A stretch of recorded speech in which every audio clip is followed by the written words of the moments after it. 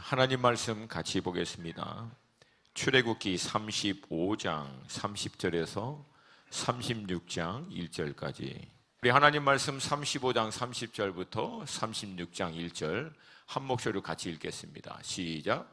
모세가 이스라엘 자손에게 이르되 볼지어다 여호와께서 유다 지파 홀의 손자요 우리의 아들인 부살레를 지명하여 부르시고 하나님의 영을 그에게 충만하게 하여 지혜와 총명과 지식으로 여러 가지 일을 하게 하시고 금과 은과 노수로 제작하는 기술을 고안하게 하시며 보석을 깎아 물리며 나무를 새기는 여러 가지 정교한 일을 하게 하셨고 또 그와 단지파 아히샤의 아들 오홀리압을 감동시키사 가르치게 하시며 지혜로 마음을 그들에게 충만하게 하사 여러 가지 일을 하게 하시되 조각하는 일과 세공하는 일과 정색, 자색, 홍색 실과 가늘게 배실로 수놓은 일과 짜는 일과 그 외 여러 가지 일을 하게 하시고 정교한 일을 고안하게 하셨느니라.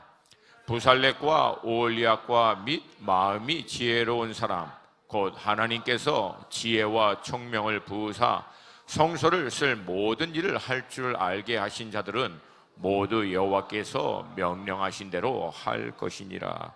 아멘.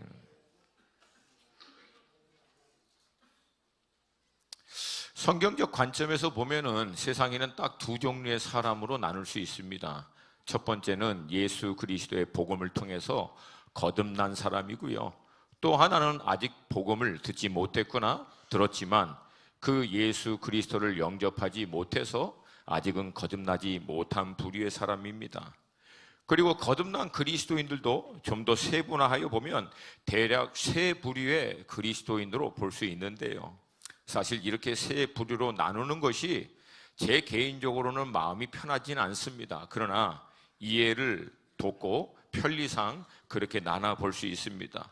첫 번째 부류는 영적인 체험을 통해서 땅의 수준이 아닌 하늘의 능력, 하늘의 어떤 은혜를 맛보아서 그 은혜와 능력을 사모하고 그것을 실질적인 삶의 자리 가운데 풀어내고자 몸부림치는 사람들, 풀어내고자 하는 사람들. 근데 안타깝게도 이들이 하늘의 능력과 하나님의 지혜를 사용은 하지만 여전히 그것을 땅에 있는 것들, 땅에 매여 있는 것들을 위해서만 사용하는 모습들을 보게 됩니다.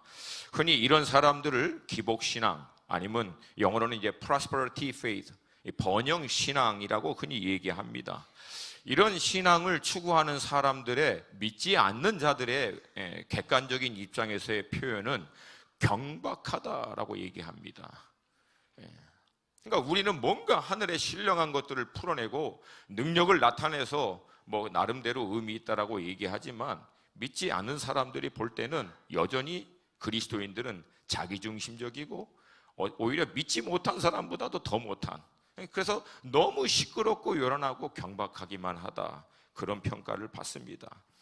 두 번째는 거듭난 사건을 통해서 이제 땅의 것이 아닌 하늘의 것, 하나님의 어떤 뜻, 그리고 하나님의 좀 더 궁극적인 가치에 대한 깨달음, 확신을 가지고 그것을 어떤 삶의 목적과 뜻을 위해서 살기는 하는데 안타깝게도 이 하늘의 뜻을 땅에 있는 자신의 지혜와 능력, 경험으로 그것을 이루려고, 열심으로 이루려고 몸부림치는 사람입니다.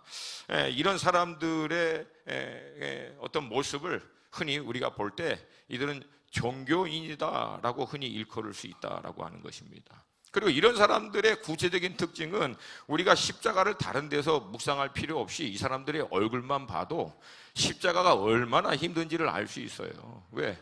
하늘의 뜻을 땅에 있는 거로 성취하려고 하니까 삶이 얼마나 힘들겠습니까? 이게 감당이 안 되는 거죠.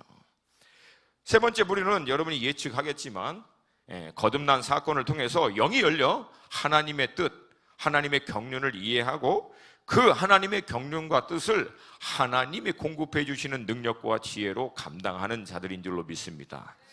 여러분, 이런 사람들을 그리스도와 같은 자들이라는 의미에서 크리스찬이라고 부릅니다.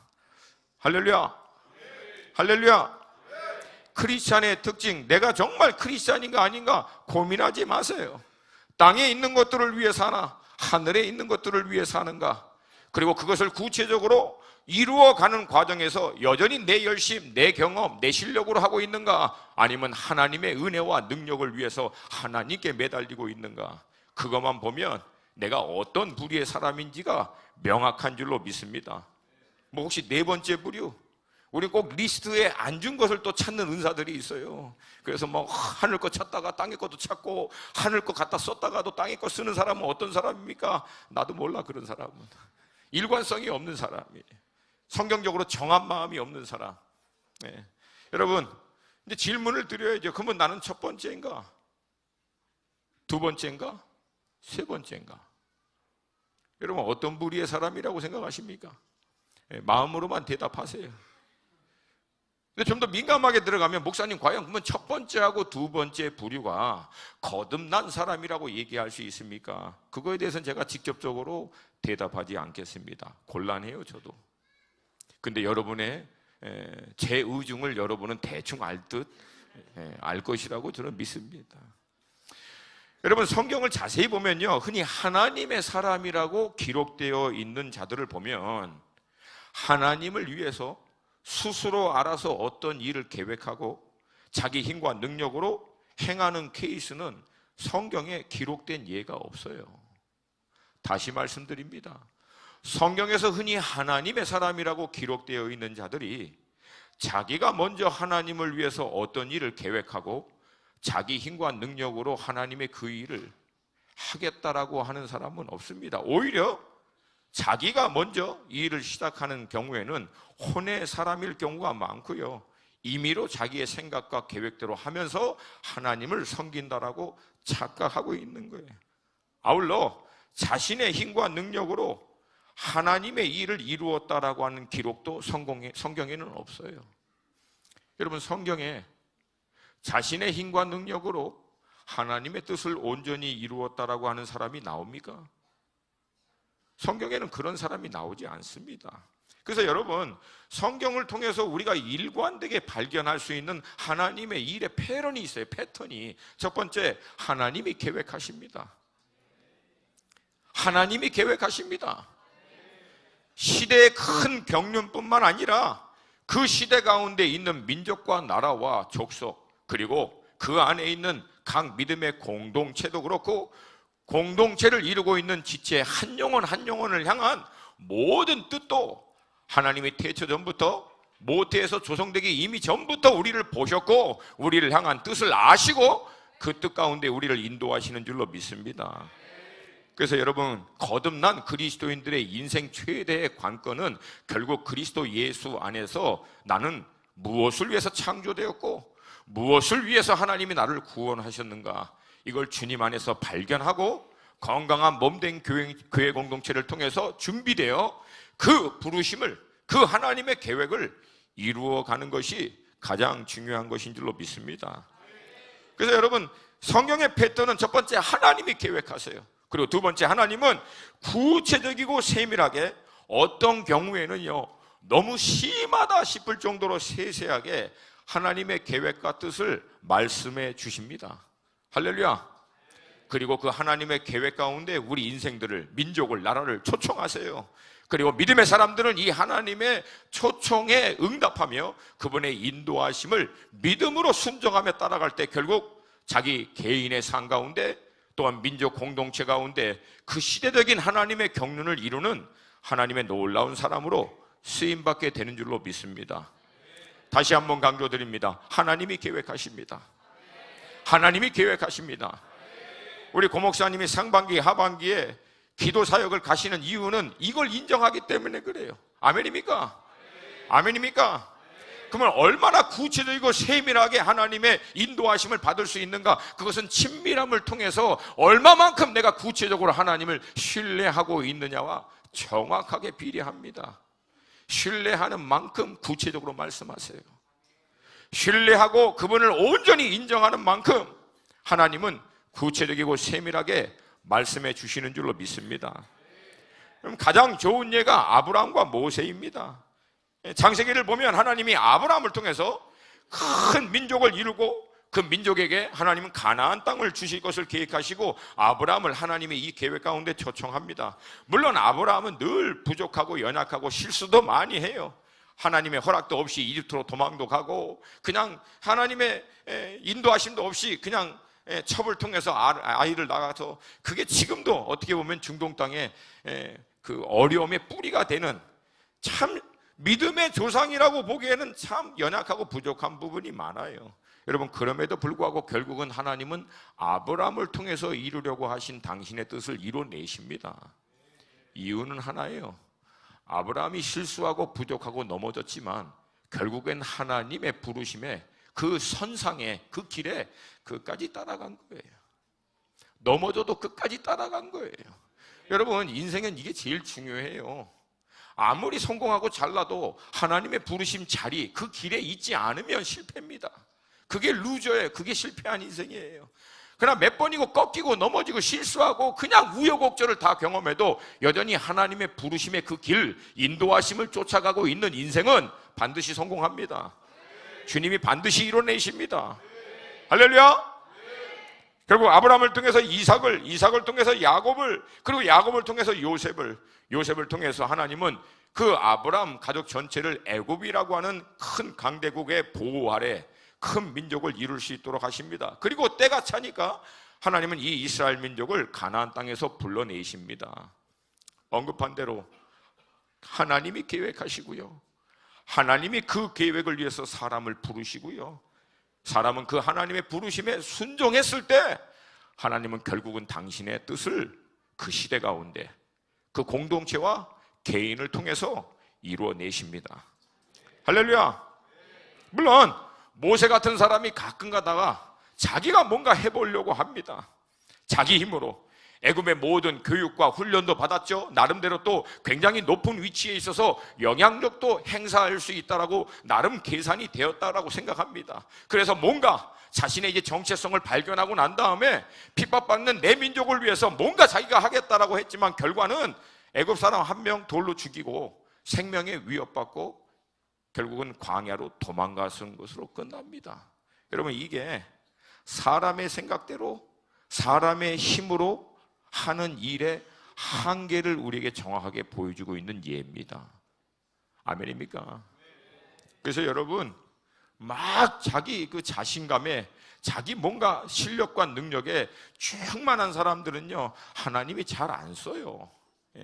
그래서 그 사람들은 하나님이 그거 다 빠질 때까지 기다려주세요. 이게 사실은 모세의 두 번째 40년입니다. 그래서 여러분, 40년 동안 모세 그 양 쳤어요. 그것도 자기 양도 아니고 장인들의 양이에요. 장인의 양. 그리고 자기 집도 아니고 장인 집에서 얹혀 살아. 그러니까 이게 한국적인 이 배경에서도 이게 남자가 이 정도가 되면은요 완전히 그냥 바닥에 깔아집니다. 그냥 별로 이렇게 남의 일이라 관심이 별로 없어요. 그러니까 여러분, 자존감이라고 뭐 이런 거 아예 남아있지 않죠. 그냥 장인어른 집에 얹혀 살면서 장인어른 양치면서 그냥 얹혀 살고 있으니까 나중에는요 자기 생각, 자기 중심적인 거, 자기 힘 이거 완전히 다 사라집니다. 근데 나중에 너무 사라져갖고 하나님이 부를 때도 못한다고 막 이제 뻗어길 정도로. 근데 사실은 여러분, 이게 하나님이 쓰시기에 가장 좋은 상태입니다. 하나님, 난 스스로 아무것도 할 수 없습니다.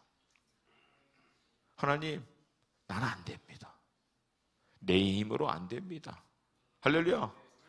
혹시 아직도 여전히 자기 힘과 능력으로 뭔가 자기가 할 수 있다라고 생각하시는 분들은 기대하세요. 40년 그거 통과하면 다 빠져. 그거. 저는요 한 10년 빠졌어요. 10년. 그리고 마지막 40년은요 자신의 계획, 자신의 능력, 자기 중심적인 삶에서 이게 하나님의 계획, 하나님의 능력을 의지하는 하나님 중심적인 삶에서 쓰임받고 마지막으로 인생을 마치게 됩니다. 할렐루야. 하나님께서 모세를 그렇게 애굽에서 이스라엘을 불러내신 통로로 사용하시고 시내산에서 모세를 하나님 부르십니다. 그리고 하나님 당신이 이스라엘에게 하나님이 되어주실 것이고 또 이스라엘 민족은 다른 모든 나라에게 있어서 제사장 나라가 될 것이다 라고 하는 일종의 선언을 하십니다. 이게 내가 너희와 맺는 언약이다. 나는 니네 하나님 되어줄게. 그리고 너희들은 모든 나라에 있어서 나에게 제사장 나라 역할을 해줘라. 이 계약을 하나님이 모세와 시내산에서 맺습니다. 그리고 이스라엘이 제사장 나라인 것에 대한 상징, 그리고 그 어떤 예표로 하나님이 이스라엘 가운데 거하시는 성막을, 하나님이 그들 가운데 함께 머물 수 있는 성막을 짓도록 명령하십니다. 여러분, 다시 자세히 들으세요. 이스라엘이 하나님이 우리와 함께 머물 수 있도록 우리가 하나님이 거할 수 있는 처소인 성막을 지어드리겠습니다 라고 한 게 아니에요. 하나님이 그것을 이스라엘에게 명하신 거예요. 아멘입니까? 아멘입니까? 다시 말씀드립니다.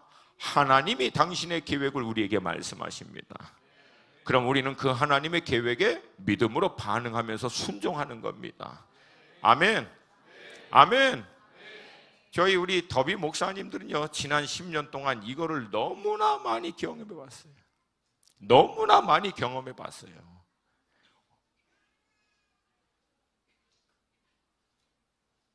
이건 이론이 아니에요. 이론이. 실제가 열방 가운데, 민족 가운데 하나님께서 계획하신 것들을 결국은 발견하고 반응했을 때 우리가 상상할 수 없는 일들을 하나님이 강권적으로 해가십니다. 할렐루야. 오늘 본문은 이런 하나님의 일의 패턴을 가장 잘 나타내주고 있는 말씀입니다.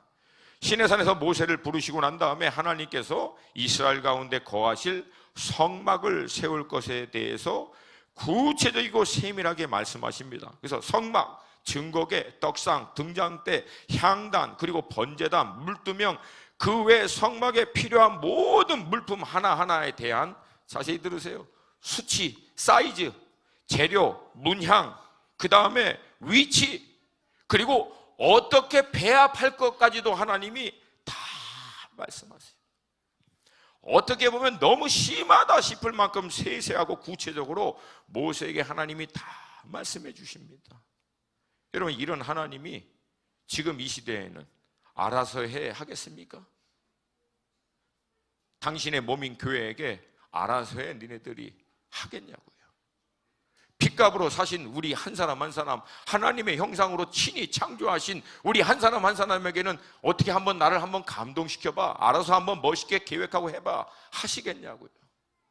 여러분, 하나님의 성품상, 특성상 그렇지 않다는 거예요. 왜? 그분은 완전하신 분이시니까. 할렐루야. 할렐루야. 여러분, 이게 보면 볼수록, 그러니까 우리가 출애굽기하고 레위기 보면은 마음이 힘들잖아. 형 힘들잖아. 막 대충 드시지. 청색, 자색, 고울게, 그 가늘게 꼬은 배실. 나는 그게 무슨 실인지도 모르겠어. 지금도 사실은 보면서 고운 가루, 그 도대체 어떤 가루인지. 거기에 또 기름 방울 떨어뜨리는 것도 숫자가 나와 있어. 한 방울, 두 방울이면 큰일 나. 한 방울, 한 방울. 이걸 볼 때마다 다시금 깨닫는 거예요.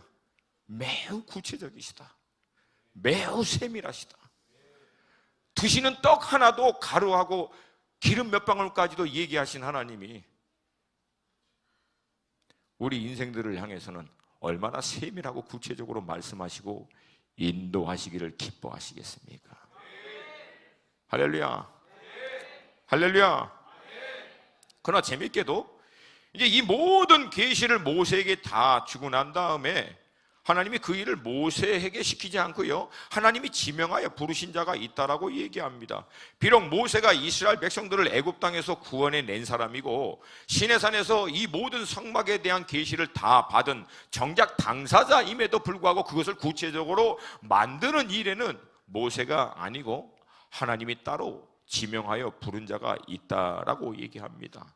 그러니까 누가 무엇을 할 것인가까지도 하나님이 정하십니다. 동의하시면 크게 아멘. 아멘입니까? 저는 여기서 이 점을 같이 먼저 나누기를 원해요. 여러분, 모세는 모세의 역할이 있고요, 아론은 아론의 역할이 있고요, 레위 지파는 레위 지파의 역할이 있습니다. 마찬가지로 성막을 직접 만드는 것은 하나님이 브살렐과 오홀리압에게 이것을 명합니다. 그 일을 수행하도록 하는 거. 그러니까 이스라엘이라고 하는 한 공동체가 하나님의 비전을 쫓아 한 몸을 이루어 나아가지만, 그 몸을 이루는 한 사람 한 사람이 구체적으로 어떤 역할을 해야 하는지에 대해서 결정을 하나님이 하신다는 거예요. 그리고 그것을 우리에게 나누시고 구체적으로 알려주시기를 기뻐하는 분이신 줄로 믿습니다. 아멘입니까? 아멘입니까? 안타깝게도 우리가 살고 있는 이 시대에는 이런 성경적 부르심에 대한 이해가 매우 위협을 받고 있는 시대에 여러분과 제가 살고 있어요. 왜냐하면 이 시대 사람들은 어떤 경쟁과 비교와 문화, 그런 가치관에 의해서 어떻게든지 남들보다 더 나은, 뭔가 남들이 더 인정해주고, 뭔가 눈에 드러나고 나타나는 것들이 더 상징적으로 보이는 것들에 마음과 생각이 빼앗길 때가 많습니다. 그래서 여러분, 우리나라 말에 떡도 내 것보다 남의 것이 더 커 보인다고, 오죽하면 그런 말이 있어요. 그러니까 늘 우리는 비교와 경쟁에 의해서 우리의 생각의 패턴과 가치관이 꽉 잡혀 있어서 하나님의 이런 성경적 부르심에 대해서 아무리 강조해도 실제적인 삶 가운데서는 늘 남들과 비교하는 거예요. 경쟁하는 거예요. 뭐가 더 낫냐? 세상이 만들어놓은 보편적인 가치와 기준에 의해서 누가 더 인정을 받고, 누가 더 높아지고, 누가 더 영향력을 행사하고, 이것에 의해서 마음이 흔들릴 때가 많습니다. 근데 여러분, 이런 케이스는 사실 이 시대를 살고 있는 우리들만의 문제가 아니라 이런 모세 시대에도 동일하게 일어납니다. 그건 뭐냐면, 모세가 나중에 이 구스 여인을 아내로 취합니다. 이것을 미리암 누나와 아론 형이 이것에 대해서 이제 제동을 걸었던 것 같아요. 근데 결국은 모세가 그들의 말을 듣지 않고 결국 구스 여인을 아내로 취하니까 곧바로 미리암과 아론이 들고 일어납니다. 그게 민수기 12장 1절과 2절이에요. 같이 한번 읽습니다. 시작.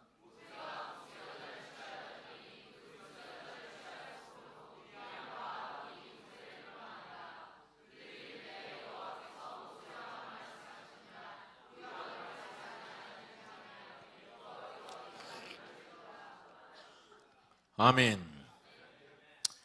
그 대충 전후 사정을 추측해 보면 모세가 구스 여인을 취하기 전에 아론과 미리암이 야, 이거 그렇게 하면 안 된다라고 얘기했는데 듣지 않고 결국 취한 거예요. 그러니까 어떻게 합니까? 마음이 상한 겁니다. 근데 그 마음이 상한 것을 구체적으로 어떻게 표현합니까? 모세의 리더십에 대해서 대항하여 일어난 거예요. 뭐라고 얘기합니까? 너만 하나님의 말씀 듣고 너만 분별할 수 있고 너만 인도할 수 있냐? 우리도 똑같이 들을 수 있다. 그리고 모세의 리더십을 건들면서 궁극적으로 원하는 건 뭐예요? 우리 의견, 내 생각, 내가 원하는 거, 이거 나도 주장하고 하고 싶다. 그렇게 하는 거예요. 그래서 모세의 리더십을 견제하려고 하는 것입니다. 이 진행 과정을 다 보신 이후에 하나님께서 직접 간섭을 하십니다.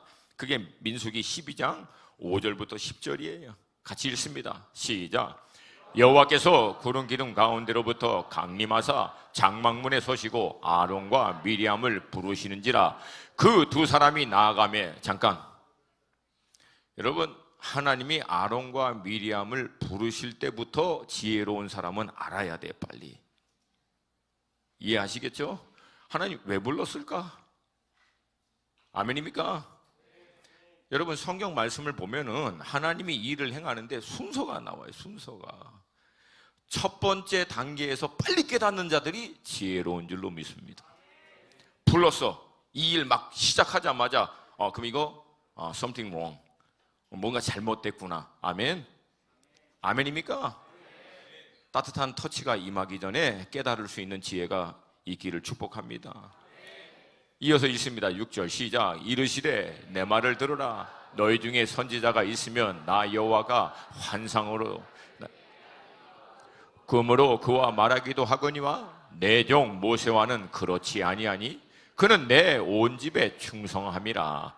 그와는 내가 대면하여 명백히 말하고 은밀한 말로 하지 아니하며 그는 또 여호와의 형상을 보거늘 너희가 어찌하여 내 종 모세 비방하기를 두려워하지 아니하느냐.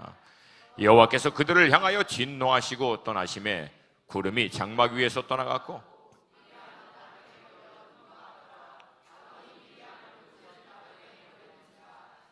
아멘.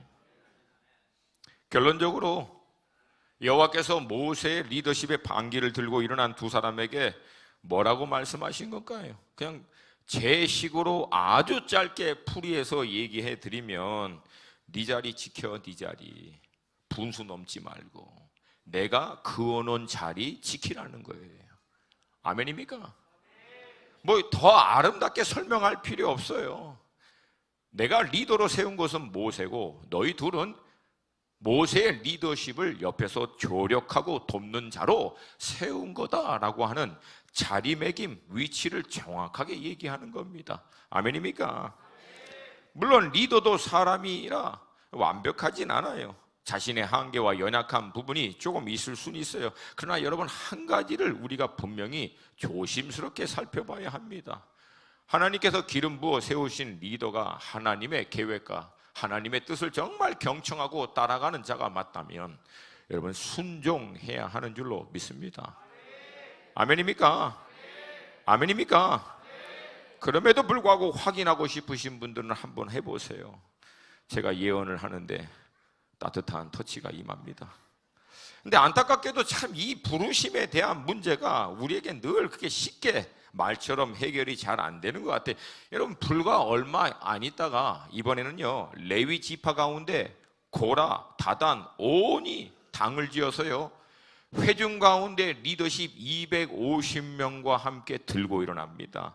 이게 어떻게 보면 세상적으로 보면은 한 나라 가운데 어마어마한 쿠데타 세력들이 이제 완전히 정권을 뒤집어버리겠다고 일어나는 거하고 똑같은 상황입니다. 예, 한번 볼게요. 민수기 16장 1절과 2절 시작. 레위의 증손 고핫의 손자 이스라엘의 아들 고라와 르벤 자손 엘리압의 아들 다단과 아비람과 벨렛의 아들 온이 당을 짓고 이스라엘 자손 총회에서 택함을 받은 자 곧 회중 가운데서 이름 있는 지휘관 250명과 함께 일어나서 모세를 거스니라. 근데 왜 이 사람들이 이렇게 들고 일어났을까요? 8절부터 10절입니다. 8절부터 10절 시작. 모세가 또 고라에게 이르되 너희 레위 자손들아 들으라. 이스라엘의 하나님 이스라엘의 회당에서 너희를 구별하여 자기에게 가까이 하게 하사 여호와의 성막에서 봉사하게 하시며 회중 앞에 서서 그들을 대신하여 섬기게 하심이 너희에게 작은 일이겠느냐. 하나님이 너와 내 모든 형제 레위 자손으로 너와 함께 가까이 오게 하셨거늘 너희가 오히려 제사장의 직분을 구하느냐. 대단한 이유가 아니야. 대단한 이유가 왜 들고 일어난 거예요? 왜 아론만 제사장직 하냐 이거예요. 우리는 왜 아론 따까리처럼 맨날에 허드렛일만 하고 막 대충 이런 얘기입니다. 우리도 아론처럼 막 폼나는 대제사장 그 있고 향도 그냥 하나님 앞에 딱 올려드리고 뭔가 좀 폼나게 해야 되는데 맨날 자기들은 바닥 닦고 막 그냥 그렇게 하니까 이게 싫다는 거예요. 이게 싫다는 거예요. 그래서 나중에는 회중 250명 리더들과 함께 규합해서, 그러니까 여러분 이 사람들은 상당한 리더십이 있는 거예요. 왜? 자기들 편에 250명이 함께 들고 일어날 수 있도록 설득하는 거예요. 그러니까 제가 이걸 보면서 이 정도 리더십을 만약에 순종해 사용하면 어마어마한 축복을 받았을 텐데. 아멘입니까? 아멘입니까? 근데 이것을 하나님을 대항하는 대로 써버려요. 여러분, 결론을 말씀을 드리지 않아도 잘 알죠. 땅이 갈라져서 거기에 동참한 모든 사람들을 삼킵니다. 물론 이런 대목을 대하면 우리 마음 좀 힘들어요. 아이, 그래도 하나님 그냥 따뜻하게 터치만 해주시지. 그럼 다 그냥 삼켜버려요. 근데 여러분, 회중 리더 250명이 함께 들고 일어난 사건입니다. 이거 대충 넘어가면요, 가나안 땅, 약속의 땅 들어가는 건 고사고 이스라엘 민족 자체가 완전히 공중분해돼 버립니다. 그래서 하나님이 이 문제는 단호하게 하세요. 잘 들으세요. 그래서 동일하게 어떤 공동체 하나를 완전히 뜯고 갈라내는 일에 있어서는 하나님 굉장히 그 일은 살벌하게 다루십니다. 아멘. 제가 여러분에게 협박하는 건 아니고 본문에 있는 말씀을 그대로 인용해서 말씀드리는 거예요. 다른 건 몰라도 주님의 공동체인 몸, 이거를 뜯어내고 갈라내는 일은 하나님이 굉장히 단호하게 다루세요.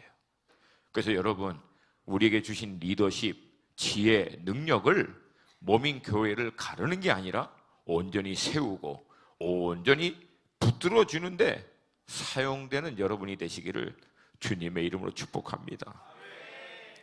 근데 왜 우리는 이런 유혹 가운데 늘 잘 빠지나? 왜 나의 부르심보다 저 부르심, 내가 하는 일 포지션보다 저 사람의 포지션, 아주 간단하게 정의하면 하나님의 뜻과 부르심보다는 왜 내가 원하는 무엇인가를 추구하는 것에 쉽게 넘어가는가? 간단합니다. 간단해요. 하나님의 뜻과 구체적인 인도하심에 대한 그 부르심에 대한 확신이 없는 사람은 늘 이 유혹에 노출됩니다. 다시 말씀드립니다. 나를 향한 하나님의 구체적인 부르심과 구체적인 내 역할을 하나님으로부터 확증을 받지 않고 하나님의 구체적인 인도하심에 대한 이 확신이 없는 사람들은 늘 이거에 흔들릴 수밖에 없어요. 근데 반대로 하나님의 구체적인 인도하심에 대한 이 콜링, 부르심에 대한 확증을 갖고 있는 사람은 누가 뭐래도 안 흔들려요. 그 자유하는 거예요. 할렐루야, 할렐루야. 그리고 이 부르심에 대한 확신은 누가 갖느냐? 주님과 친밀함을, 주님을 신뢰하는 사람들이 받습니다. 아멘. 그래서 제가 저의 기준으로 볼 때 나를 향한 가장 좋은 일은, 가장 최선의 길은 하나님이 나를 지명하여 부르신 그 일을 하는 게 최선인 줄로 믿습니다. 아멘. 그러므로 특별히 청년 여러분 다시 한번 도전드립니다.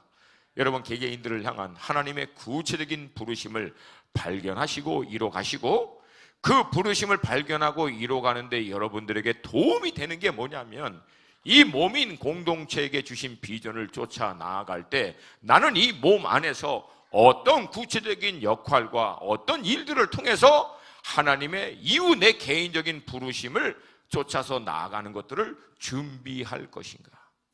할렐루야, 할렐루야. 그래서 몸인 교회는 훈련 장소예요.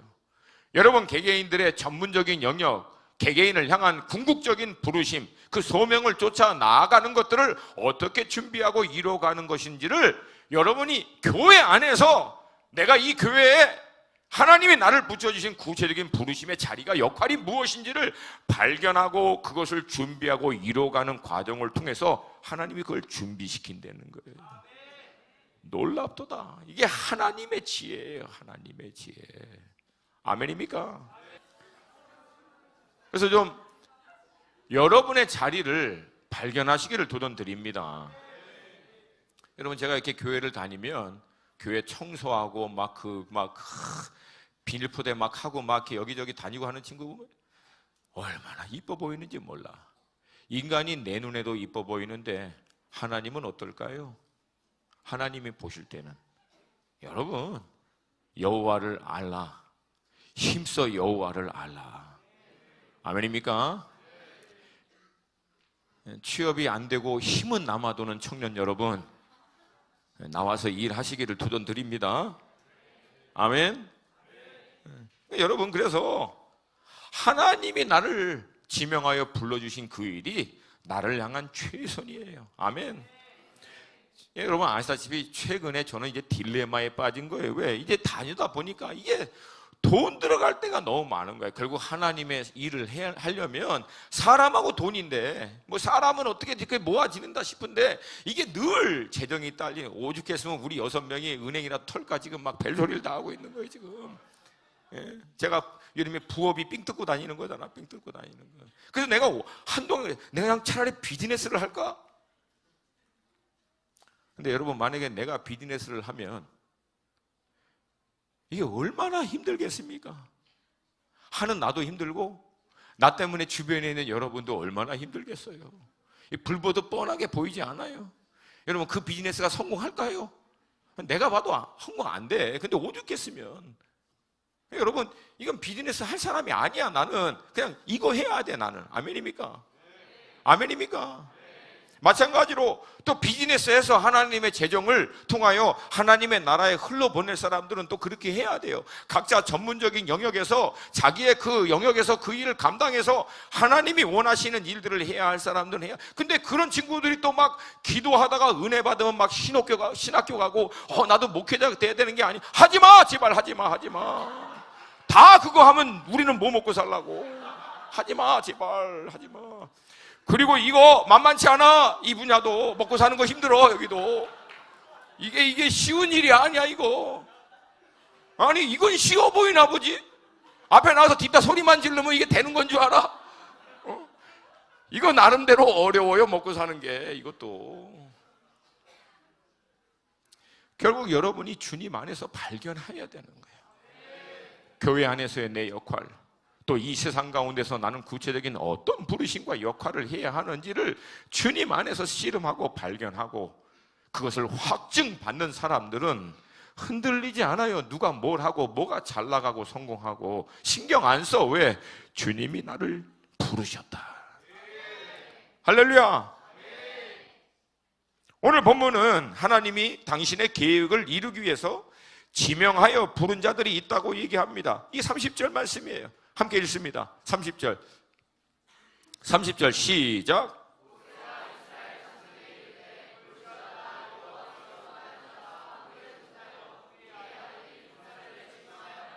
아멘.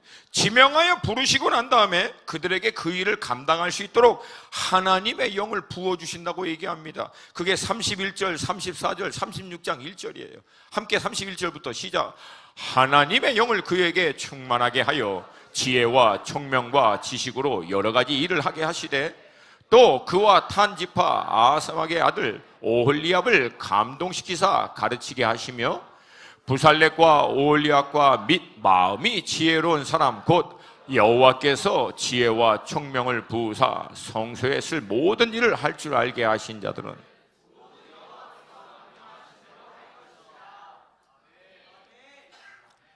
여기서 잘 보세요. 부살렉과 오홀리압이 성막의 모든 일들을 감당할 수 있는 기술과 능력이 있어서 하나님이 부르신 게 아니에요. 부르시고 난 다음 그 부르심에 그들이 믿음으로 반응했더니 감당할 수 있도록 하나님의 영을 그들에게 부으셔서 지혜와 총명을 주셨다라고 성경은 얘기하고 있습니다. 아멘입니까? 재능 있고 실력 있어서 부른 게 아니라는 거예요. 그 부르심이 어떤 일이든 그 부르심 앞에 순종하며 나아갔더니 그 부르심을 넉넉히 감당할 수 있도록 하나님께서 지혜와 능력을 주셨다라고 얘기합니다. 그러니까 세상의 기준하고는 달라요. 세상은 사람 뽑을 때 이 사람이 실력이 있는지 경험이 있는지 이것을 감당할 수 있는지 그 퀄리피케이션 자격 조건을 다 보고 나서 그 다음에 뽑습니다. 근데 하나님은 아니에요. 하나님은 그냥 지명하여 부르세요. 그리고 나서 감당할 수 있도록. 그 안에는 물론 우리가 다 이해할 수 없는 하나님의 놀라운 섭리도 내포되어 있음을 인정합니다. 그러나 오늘 이 말씀을 근거로 해서 너무나 명확한 것은 우리가 잘나서 실력 있어서 능력 있어서 부른 게 아니라는 거예요. 최소한 하나님의 부르심에 따라 감당하는 일에서 있어서만큼은 그렇지 않다는 거예요. 아멘입니까? 오히려 그 부르심에 응답했더니 필요한 지혜와 능력과 기술을 다 주십니다. 근데 제가 이제 이 말씀을 묵상하다가 그래서 던진 질문이 있어요. 그럼 하나님이 부살렉과 오홀리압을 그리고 성막을 그 일을 할 수 있는 이 사람들을 지명하여 불렀는데 왜 그랬을까? 이 사람들을 하나님이 부르신 어떤 기준은 뭘까? 그러면서 이제 확장해보면 하나님 아브라함은 왜 불렀을까? 믿음의 조상이 될 만한 가능성이 그 안에 있어서 전혀 그렇지 않다라고 하는 역사적 배경을 알죠. 아브라함의 아버지 이미 우상 숭배하고 우상 만들어서 팔던 그런 지역에서 살던 사람이었어요.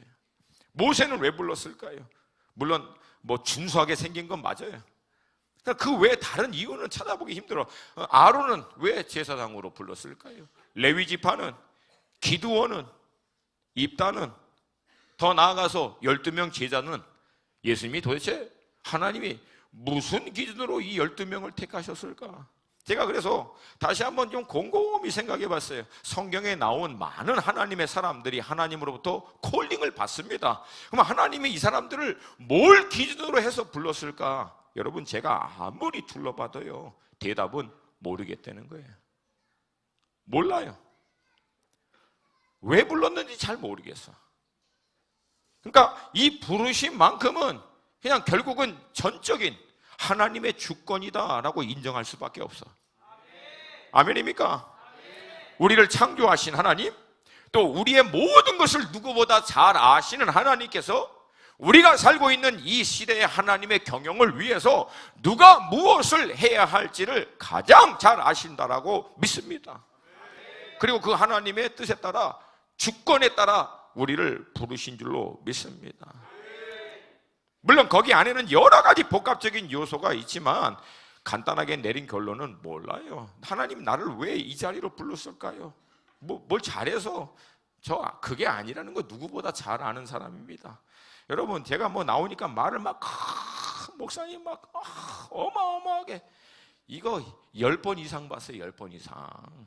그냥 나온 게 아니야 이게. 이거 준비하는데 계속 준비하고 밑줄 긋고 여기 내려오기 전까지 계속 또 하는 거예요. 또 하는 거예요. 그냥 하나님의 은혜로 하는 거예요. 하나님의 은혜로. 아멘입니까? 아멘입니까? 그러니까 결국은 그 부르심에 하나님이 우리를 지명하여 부르셨으면 네 하고 대답하고 순종할 것인가 아닌가, 그거에 따라서 인생의 판단은 완전히 바뀐다는 거예요. 하나님의 기름 부으심과 하나님의 은총이 머무는 삶이 될 것인가 아닌가, 이게 거기서 나옵니다. 여러분, 제가 오랫동안 신앙생활을 부족하지만 하면서 깨달은 한 가지가 있어요. 하나님의 지지하심, 다른 말로 하나님의 은총, the favor of the Lord. 이게 없는 인생은요, 그냥 얼굴 자체가, 삶 자체가 십자가야. 근데 여러분, 아무리 고난이 있고 어려움이 있어도요, 하나님의 지지하심이 있는 사람, 하나님의 은총이 머물고 있는 사람, 넉넉합니다. 넉넉합니다. 얼마나 넉넉해 내가. 이마까지 넉넉해 그냥. 할렐루야. 할렐루야. 저는 이 부분에 대해서는 확신해요. 주의 은혜가 내게 넉넉해요. 주님의 공급하심이 넉넉해요. 주님의 인도하심이 충분합니다. 할렐루야. 여러분, 놀랍게도 이 하나님의 섭리는요, 예수 그리스도의 삶에서도 정확하게 나옵니다. 인류 구원을 위해서 예수님이 인간의 몸으로 이 땅 가운데 오셔서 아버지 하나님의 뜻을 이루기 위해서 직접적으로 친히 찾아오십니다. 근데 여러분, 예수님조차도 아버지 하나님 감동시키기 위해서 자신이 계획해서 일을 행하지 않습니다. 예수님 스스로 고백해요. 인자가 온 것은 아버지의 뜻을 이루려고 온 거예요. 나는 내 뜻을 이루려고 한 것이 아니라 아버지의 뜻을 이루려 함이라. 할렐루야. 할렐루야. 그리고 때가 차니까 결국 이제 침례 요한에게 침례를 받으시고 일종의 이제 선포식이죠. 이제 본격적으로 사역을 시작한다. 이 선포식을 할 때 성경은 이렇게 얘기합니다. 마태복음 3장 16절 17절 함께 읽습니다. 시작. 예수께서 침례를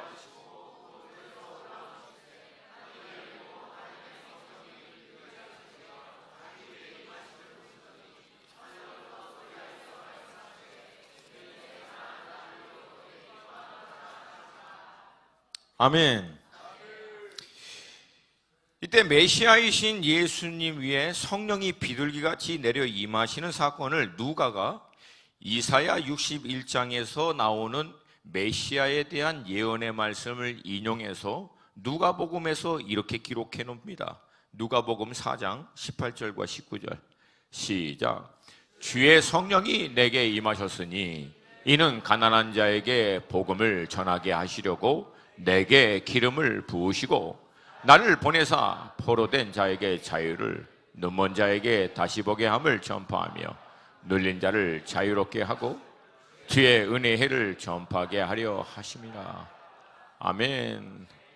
성령이 임하셨으니 하고 내게 기름을 부으시고, 이것을 같은 의미로서 반복적으로 두 번을 얘기합니다.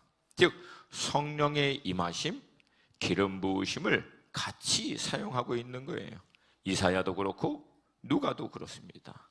그래서 예수님이 사역을 본격적으로 행할 때 결국은 이 성령의 기름 부으심을, 성령을 받으시고 나서 우리가 알고 있는 대로 가난한 자에게 복음을 전파하고 눈먼 자 뜨게 하시고 앉은 병이 일어나게 하시고 귀신 들린 자 자유케 하시고 능력을 행하시는 일을 행합니다. 여러분, 예수님이 메시아여서 하나님의 아들이어서 이것을 자동적으로 한 것이 아니라 메시아임에도 불구하고 인간의 육신의 한계 안에 자신이 제한되어 있는데 그것을 뛰어넘기 위해서 성령의 기름 부으심을 받아서 성령의 나타나심과 능력으로 그 일을 해냈다는 거예요.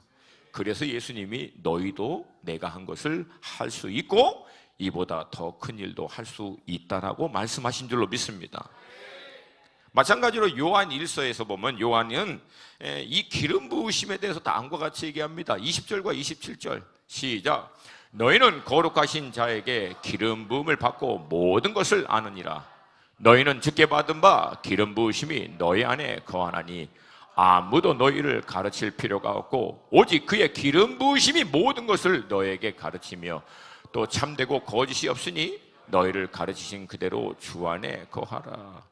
그러니까 예수님이 아버지께로 돌아가고 내가 성령을 보내줄 건데 성령이 너희들을 모든 진리 가운데로 인도하시고 장래의 일을 알게 해주신다라고 하는 말씀과 똑같은 말씀이에요.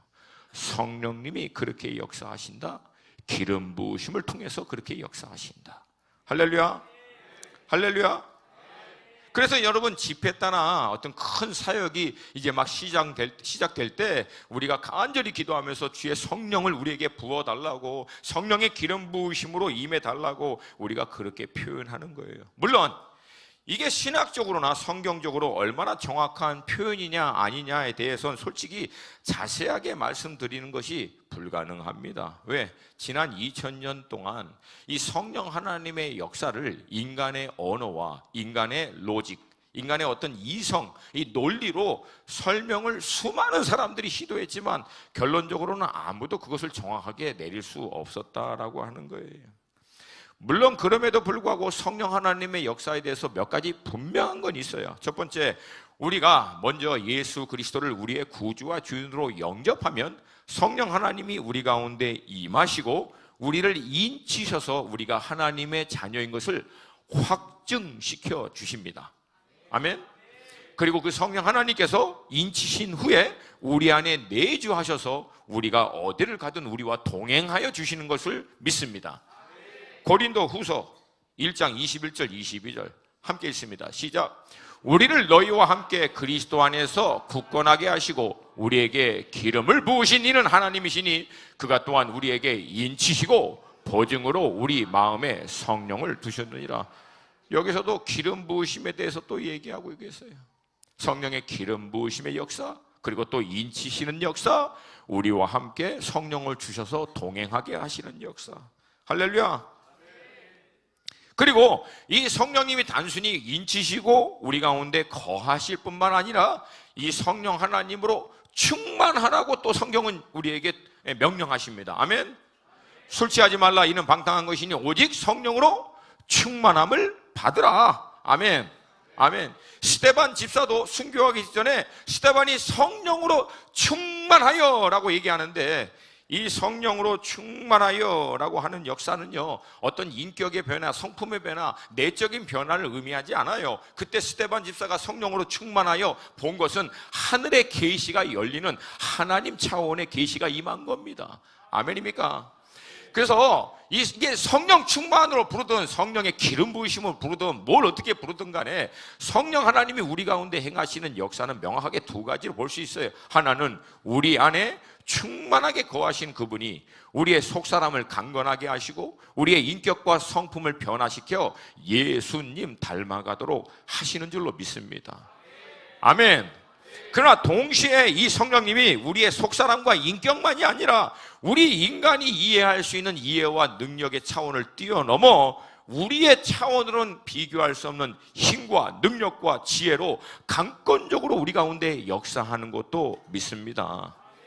그리고 이것을 흔히 사람들이 성령의 기름 부으심, 성령 세례 여러 가지 표현을 하지만 여러분 다시 말씀드립니다. 뭐라고 표현하는 것을 정의 내리는 것보다 더 중요한 것은 이게 내게 있느냐 없느냐가 더 중요한 줄로 믿습니다. 동의하시면 크게 아멘. 다 정의해서 명확하고 깔끔하게 정리해서 정확하게 알아. 근데 없어. 그럼 뭐 하려고요? 뭐해 그거? 근데 잘 모르더라도 성령 하나님의 역사가 그렇게 나타나는 게 맞다면 성령 하나님 저 그거 원합니다. 내게도 역사해 주세요. 아멘입니까? 근데 어떤 분들은 이런 얘기를 들으면 좀 힘들어하는 거예요. 아니 성령이 임했는데 무슨 성령의 세례를 기름 부으심을 또 받냐고. 여러분 성령님이 우리 가운데 임하시면 이미 우리 안에 계시는데 뭘 또 받습니까? 어떻게 또 받냐고 그렇게 얘기하는 분도 계세요. 근데 여러분 이것도 웃기는 표현이에요. 성령님이 우리 안에 임하시면 우리 밖에는 그러면 안 계셔 이젠? 성령님이 우리 안에 임하셨어. 오케이. 그럼 우리 밖에는 안 계세요?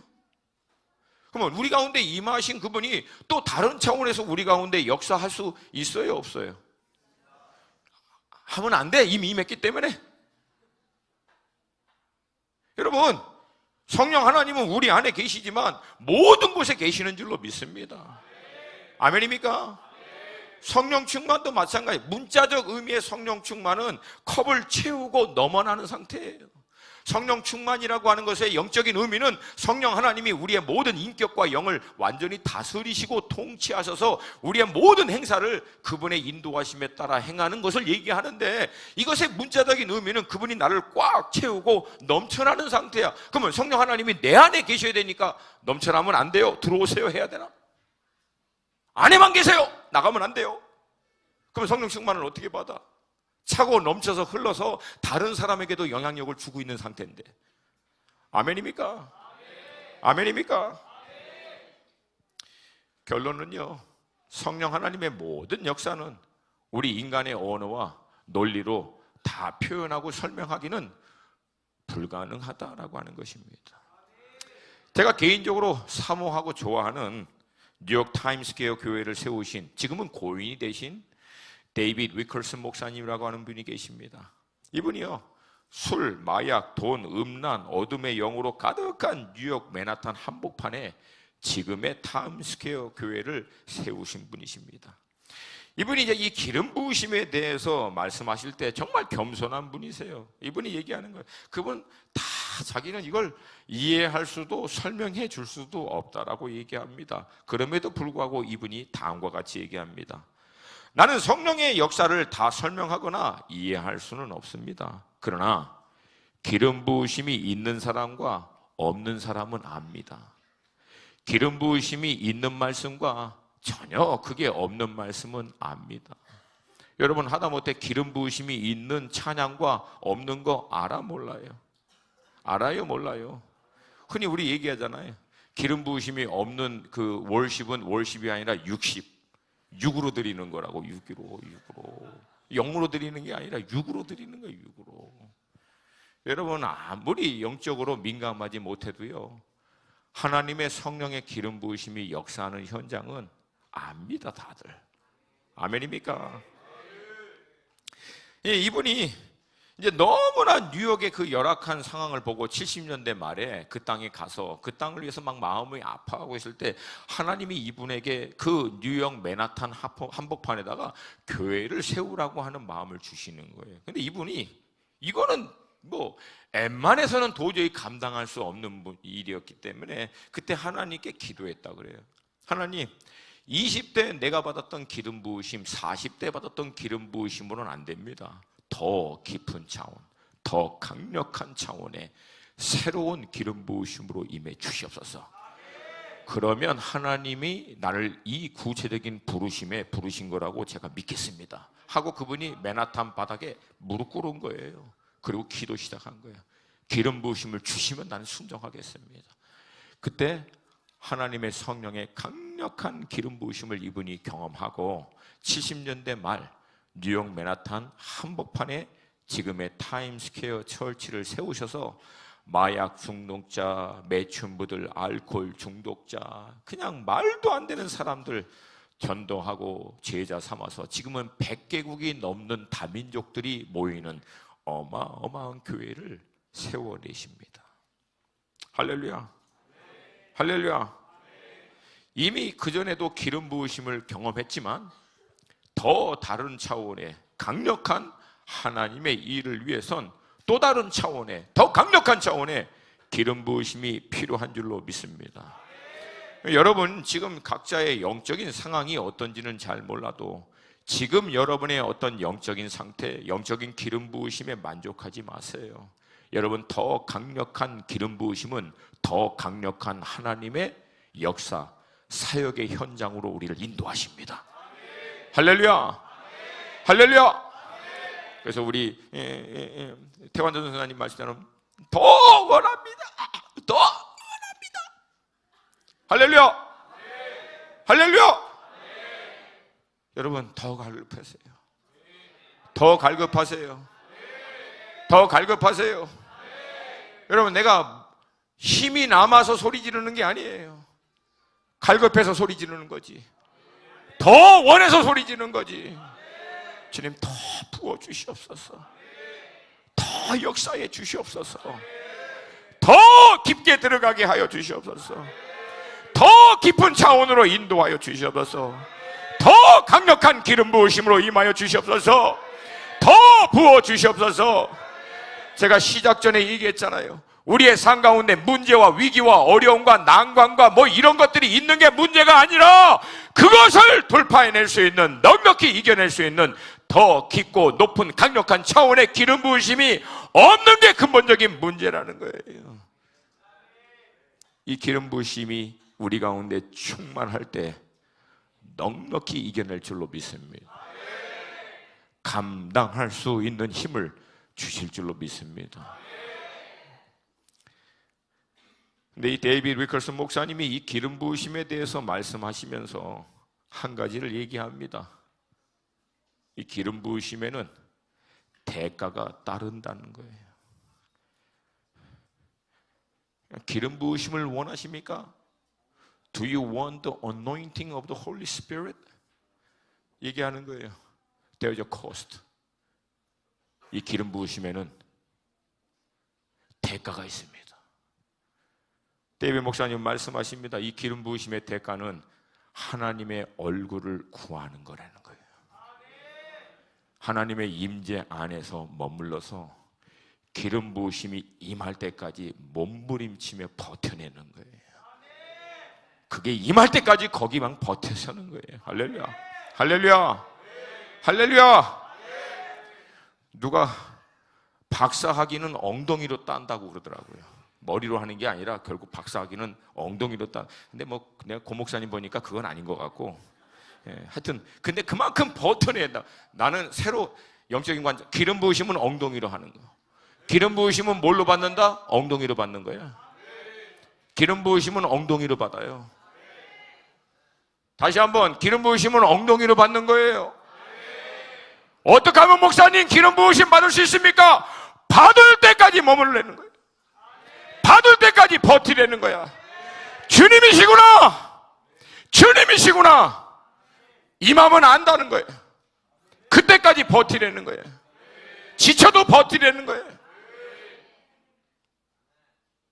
이게 기름 부으심을 위한 유일한 대가예요. 근데 여러분, 기름 부으심을 한번 경험한 사람은 기름 부으심을 통한 내적인 확신과 돌파가 뭔지를 자동적으로 압니다. 왜? 기름 부으심이 그걸 부어주기 때문에 그래요. 여러분, 이 시대에 우리에게 필요한 것은 이 기름 부으심이에요. 성령의 확증, 성령의 강권적인 역사와 능력, 지혜, 총명, 모든 것을 분별해낼 수 있는 이 기름 부으심이 우리 가운데 있기를 도전드립니다. 여러분, 이 기름 부으시면 딱 한 가지 대가가 필요해요. 하나님의 임재 안에 머물러야 되는 거예요. 머물러야 돼요. 머물러야 돼요. 여러분, 저의 영적인 원리는 간단합니다. 하나님이 아직도 치유가 잘 안 돼요. 치유 임할 때까지 머무르세요. 돌파 안 됩니다. 돌파될 때까지 머무세요. 해결이 안 됩니다. 해결될 때까지 머물려는 거야. 그냥 머무르는 거야. 될 때까지. 할렐루야. 할렐루야. 주님이 역사하실 줄로 믿습니다. 우리 찬양팀들 좀 앞으로 나오세요.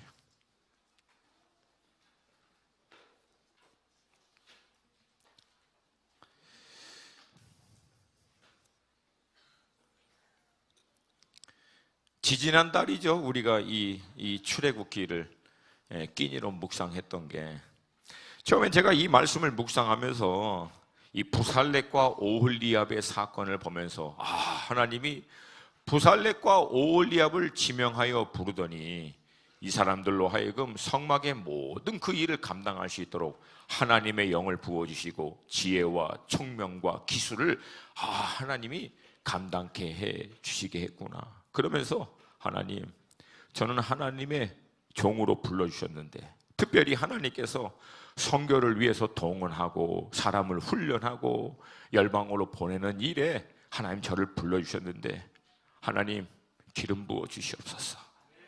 감당할 수 있는 기름을 부어 주시옵소서. 능력으로 임하여 주시옵소서. 계속 기도했어요. 근데 여러분, 그렇게 묵상하다가 출애굽기 40장을 가니까 40장에서 모든 성막의 기구를 다 만들고 난 다음에 성막과 각종 기구들 위에 마지막으로 관유를 발음으로 거룩하게 하라라고 하는 대목이 나와요. 출애굽기 40장 9절이에요. 함께 읽습니다. 시작. 또 관유를 가져다가 성막과 그 안에 있는 모든 것에 발라 그것과 그 모든 기구를 거룩하게 하라. 그것이 거룩하니라. 아멘. 여기서 사용된 그 관유는요, 감람 기름하고 몰약, 육개, 창포, 계피, 이 향품을 합쳐서 만든 거예요. 아주 간단하게 이 관유의 의미를 설명하면, 감람 기름은 우리가 알고 있는 대로 성령 하나님을 얘기하고요, 이 네 가지 향품은 예수 그리스도의 죽으심과 부활하심을 나타냅니다.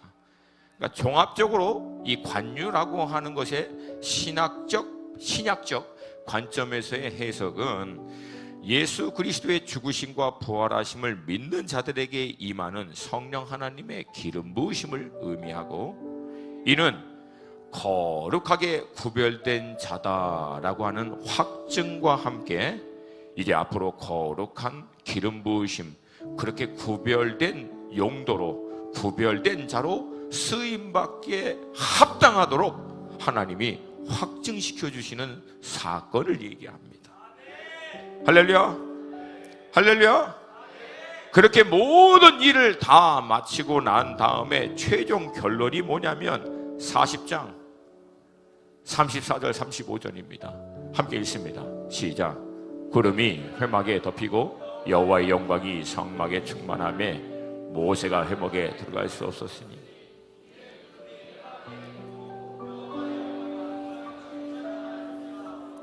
아멘. 기름 부으심을 통한 모든 일의 마침의 최종 결과는 하나님의 영광의 나타남이에요. 할렐루야, 할렐루야. 사람의 뜻을 위해서 하늘의 능력을 사용하거나 아니면 하나님의 뜻을 위해서 인간의 능력으로 열심으로 하거나, 여기에는 하나님의 영광이 나타나지 않습니다. 그러나 우리가 주님 안에서 몸부림치며 나를 향한, 공동체를 향한, 시대를 향한 하나님의 부르심을, 그 구체적인 인도하심을 발견하고 그 인도하심에 따라 성령의 기름 부으심의 능력과 지혜와 총명을 쫓아 매 순간 깨어서 성령님 인도해 주시옵소서. 성령님 기름 부으시옵소서. 성령님 지금 이 영혼에게 뭘 말씀하시길 원하십니까? 성령님 우리 이스라엘 모임 가운데 어떤 걸 하시기를 원하십니까? 성령님 이 영혼 가운데 지금 주님이 뭘 얘기하시기를 원하십니까? 구하며 몸부림칠 때 성령님의 기름 부으심과 능력이, 지혜와 총명이 땅에 있는 수준에서는 이해할 수 없는 하늘의 수준으로 우리 가운데 부어진 바 될 줄로 믿습니다. 그리고 그 결과는 하나님의 영광이에요.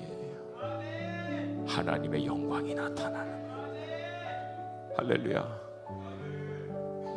세상은 그걸 보고 싶어 하는 거예요.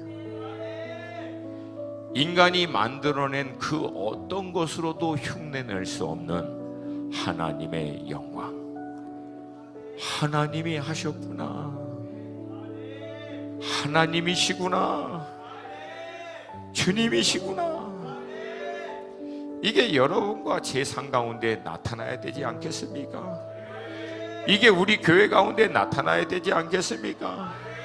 이게 이 시대 가운데 나타나야 되지 않겠습니까? 그러면 우리가 얘기하는 100가지의 말보다도 하나님의 영광이 나타나는 한 번의 사건이 모든 무릎을 그 앞에 무릎 꿇게 할 것이고 모든 입술로 주가 그리스도 되심을 고백케 할 줄로 믿습니다. 하나님, 우리를 기름 부어 주시옵소서. 구체적이고 더 깊은 차원의 부르심 이전에 우린 하나님의 자녀예요. 하나님의 자녀예요. 성령 하나님을 모시고 살고 있는 그분의 거룩한 성전인 줄로 믿습니다. 크리스찬의 부르심, 그리스도와 같은 자들, 그리스도와 같은 자들, 그리스도를 나타내는 자들, 나를 보면 그리스도가 누구신지를 알도록 하도록 부르심을 받은 자들, 그게 여러분과 저의 부르심이에요. 기름 부어 주시옵소서. 성령님 우리 가운데 임하여 주시옵소서. 하나님의 영광을 나타낼 수 있는 통로가 되게 하여 주시옵소서. 우리 다 함께 좀 자리에서 일어나십시다.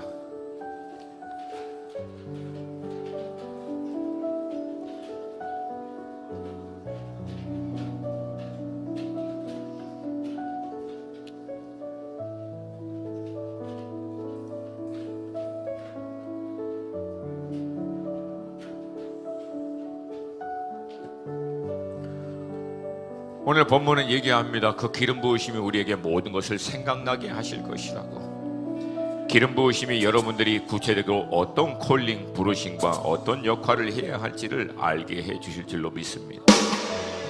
또한 그 일을 감당할 수 있는 지혜와 능력도 부어 주실 줄로 믿습니다. 믿으십니까? 믿으십니까? 이전에 경험했던 성령의 기름 부으심의 어떤 경험, 체험, 거기서 만족하지 마시고 더 원합니다, 주님. 더 원합니다, 주님. 더 부어 주시옵소서.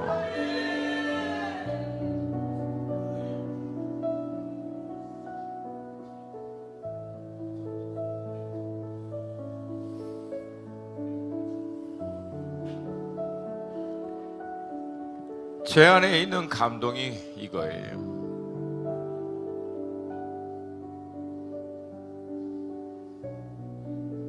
누구는 제가 지금 여러분에게 하시는 말이 무슨 말인지도 모르는 사람이, 무슨 뜻인지를 영적으로 클릭 자체가 안 되는, 참 안타까워요. 하나님, 오늘 이 자리에는 그런 자에게도 강력하게 그냥 임하여 주시옵소서. 강권적으로 임하여 주시옵소서. 원하는 자들에게는 더 강력한 기름 부으심으로 임하여 주셔서 부르심에 대하여 확증하게 하여 주시옵시고 감당할 수 있는 지혜와 능력과 하나님의 지식을 이 시간 부어주시기를 요청합니다. 의사에게는 의술을 감당할 수 있는 지식을 주시옵시고, 엔지니어에게는 엔지니어를, 학생에게는 학생으로서 각자의 전문 영역뿐만 아니라 모든 비즈니스 영역 안에서도, 또한 몸된 교회 안에서 모든 각자의 부르심의 역할 안에서도 하나님의 지혜와 능력으로 넉넉히 감당할 수 있게 이 시간 성령의 기름 부으심으로 임하여 주시옵소서. 우리 다 함께 좀 주님을 향해서 손을 들고 우리 주님의 이름을 세 번 부르고 우리 함께 기름 부으심을 위해 기도합니다. 주여!